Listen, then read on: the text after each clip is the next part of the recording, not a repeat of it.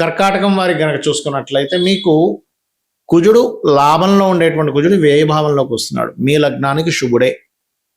అయితే ఈ వ్యయంలోకి వస్తున్నందుకు కలిగే ఫలితాలు ఏమిటి, ఏ దేవత ఆరాధన చేయాలి, ఎటువంటి విషయాల పట్ల మీరు జాగ్రత్తగా ఉండాలి, మరియు శుక్రుడు కూడా 3వ భావంలో నీచ పొందుతున్నాడు, దీనివల్ల కలిగే ఫలితాలు ఏమిటి అనేటువంటి అంశాలు చెప్తుంది నేనైనప్పటికీ చెప్పిస్తుంది సాక్షాత్ లలితా అమ్మవారిగా భావిస్తూ ఆ లలితాంబిక అమ్మవారి యొక్క అనుగ్రహం మీకు పరిపూర్ణంగా కలగాలని మనస్ఫూర్తిగా కోరుకుంటూ, ఇక్కడ 12లో కుజుడు వస్తున్నందుకు కొంచెం మీరు ఖర్చులు, ఇన్వెస్ట్మెంట్స్, వ్యసనాలు, ఎందుకంటే కుజుడు అక్కడ ఉంటూ శుక్రుడిని చూస్తున్నాడు, ఈ వ్యసనాల విషయంలో లేదా తండ్రి యొక్క ప్రాపర్టీ విషయంలో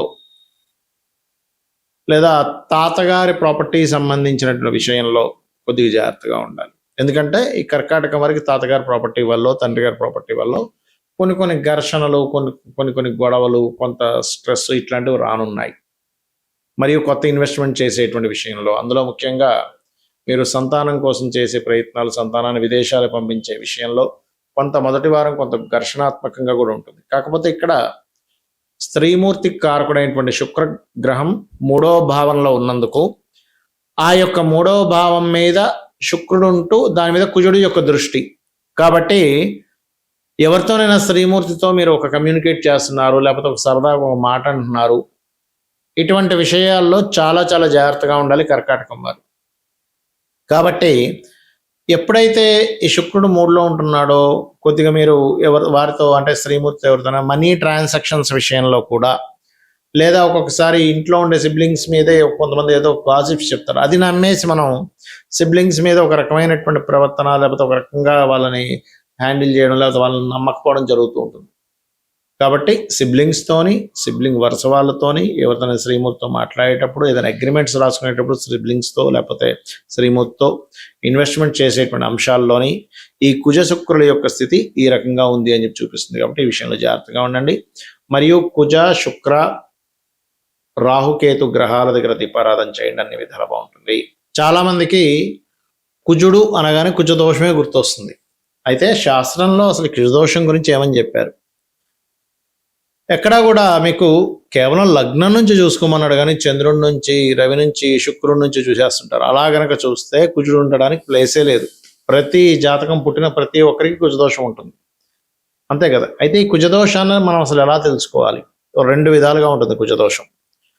ఒకటి, మీకు లగ్నం నుంచి పాపస్థానాల్లో ఉన్నట్లయితే, అంటే పాపస్థానాలు అంటే మళ్ళీ ఇక్కడ కుజుడుకుండే స్థానాలు వేరు, లగ్నంలో ఉన్నా, 2లో ఉన్నా, చతుర్థంలో ఉన్నా, సప్తమంలో ఉన్నా, అష్టమంలో ఉన్నా, వ్యయంలో ఉన్నా కుజదోషం అని చెప్తూ ఉంటారు. అయితే ఇది గురువర్గ లగ్నాలకు కుజదోషం కిందకి రాదు, ఎందుకంటే గురువర్గ లగ్నానికి కుజుడు శుభుడు. సర్వే త్రికోణనైతారో గ్రహ శుభల ప్రదాహ అని నా శ్లోకం ఉంది, దాని ఆధారంగా చూసుకుంటే. కాబట్టి మేషానికి, కర్కాటకానికి, సింహానికి, వృశ్చికానికి, ధనుర్మీన లగ్నానికి కుజదోషం వర్తించదు. ఈ రకంగా కుజదోషం క్యాన్సిలేషన్స్ ఉంటాయి. అంటే కుజుడు ఏదైనా శుభగ్రహంతో కలిసి ఉన్నాడా, శుభ నక్షత్రాల్లో ఉన్నాడా, శుభ కత్తెరలో ఉన్నాడా అనేది చూసుకోవాలి.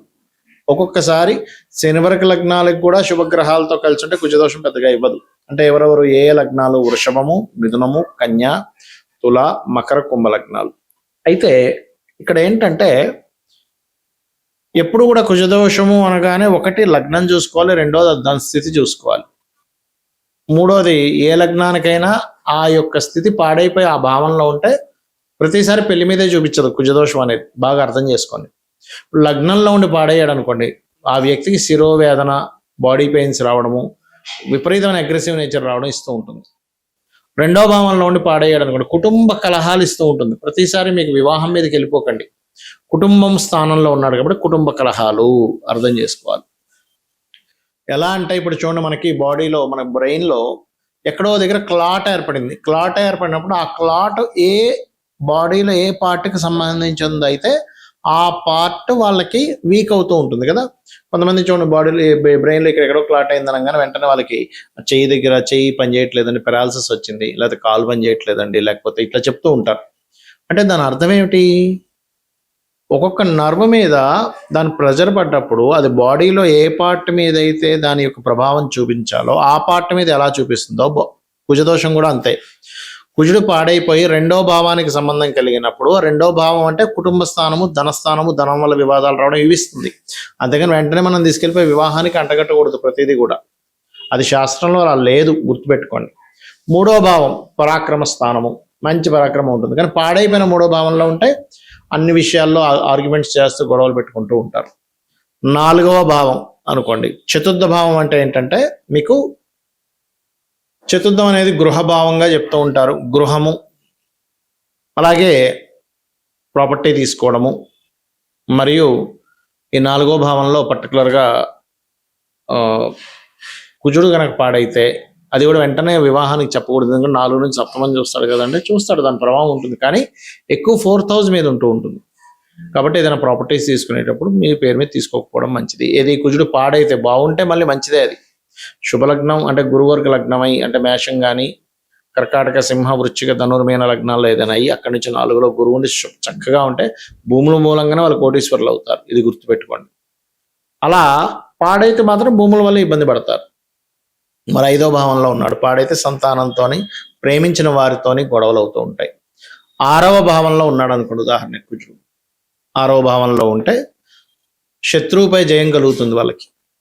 అయితే ఇక్కడ పాడవకూడదు. పాడైతే హెల్త్ రిలేటెడ్ సంబంధించిన వాటిలో ఎక్కువ పెయిన్స్ ద్వారా వచ్చే ఇబ్బందులు ఎక్కువ వస్తూ ఉంటాయి. 7వ భావం, అప్పుడు మాత్రమే వివాహము, వివాహ జీవిత భాగస్వామి యొక్క స్వభావం మీద దాని యొక్క ప్రభావాన్ని చూపిస్తూ ఉంటుంది. అష్టమం, యాక్సిడెంట్స్ ప్రోన్స్ ఎక్కువ అవుతుంటాయి. అందుకే మేషలగ్నం వారికి కుజుడు పాడైతే కొంచెం యాక్సిడెంట్స్ అవుతాయి, జాగ్రత్తగా ఉండండి అని చెప్తూ ఉంటాం.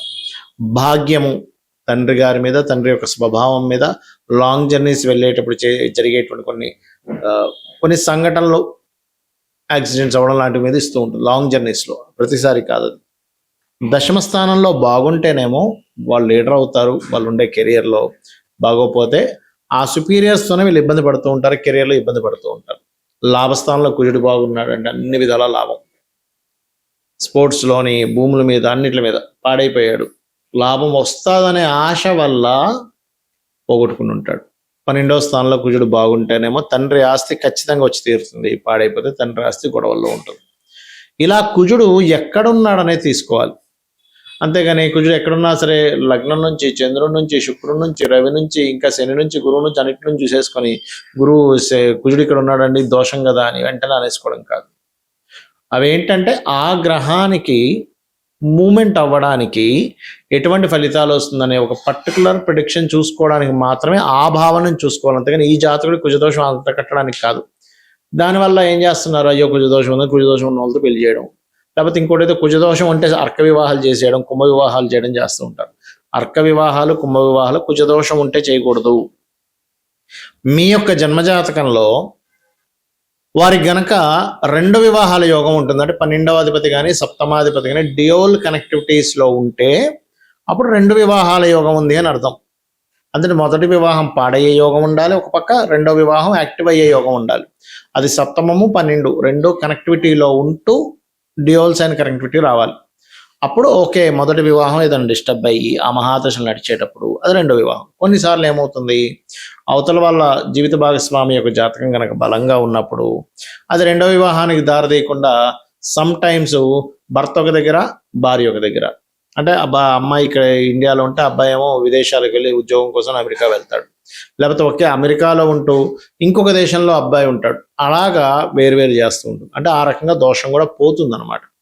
మనం దీన్ని పూర్తిగా అర్థం చేసుకోవాలి. మరి దీనికి ఏమిటండి పరిహారము? సుబ్రహ్మణ్యేశ్వర స్వామి ఆరాధన, లేదా ఆంజనేయ స్వామి ఆరాధన, లక్ష్మీ నరసింహస్వామి ఆరాధనలో 3 ఏదైనా ఒకటి చేయొచ్చు, లేదా శక్తి ఆరాధన.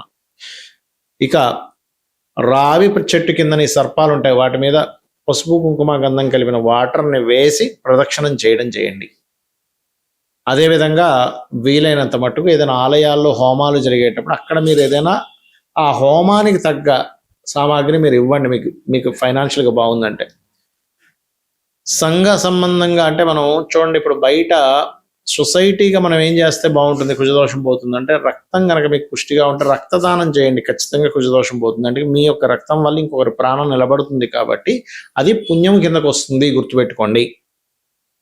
కందులు దానంగా ఇవ్వచ్చు, ఎరుపు రంగు దానంగా ఇవ్వచ్చు. కుజుడు కనుక బాగా దోషభూయిష్టం అయితే మంగళవారాలు ఎటువంటి ఇంపార్టెంట్ పనులు అవి పెట్టుకోకండి, దానివల్ల వివాదాలు వస్తూ ఉంటాయి.